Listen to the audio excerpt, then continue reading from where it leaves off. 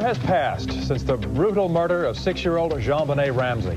Now, Boulder, Colorado police are hoping a grand jury can do what a long investigation failed to do. Good evening. I'm John McKnight. And I'm Karen Greer. No one has been charged in the slaying of the young beauty queen whose parents now live in Atlanta.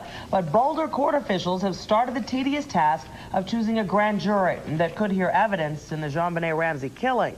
WGNX News reporter Cheryl Henderson has the story. Prospective jurors arrived at the Boulder County Courthouse today. Jurors that could play a role in the Jonbenet Ramsey murder case. It is a little surprising there hadn't been a grand jury before now. This prominent Atlanta defense attorney has been watching the case closely. The delay in convening a grand jury on this case would indicate the absence of strong evidence of the guilt of any particular person. But still under a cloud of suspicion, Jonbenet's parents, John and Patsy Ramsey, who now reside in Metro Atlanta. Marietta is where Jonbenet rests in a small grave. Her funeral was here at the Ramsey's home church in Atlanta, Peachtree Presbyterian. Today, senior pastor Frank Harrington released a statement. In it, he says, quote, "I have tried to fill a pastoral role in their lives in the context of a great tragedy. Through this tragedy, it was my role to bring comfort and to help them in any way that I could."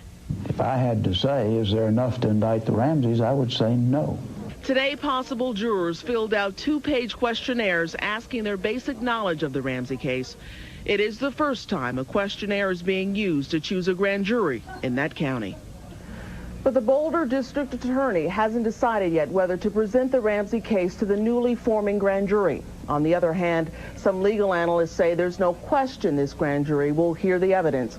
They say it's a definite effort to pull together a panel prepared to hear the high-profile details. Karen.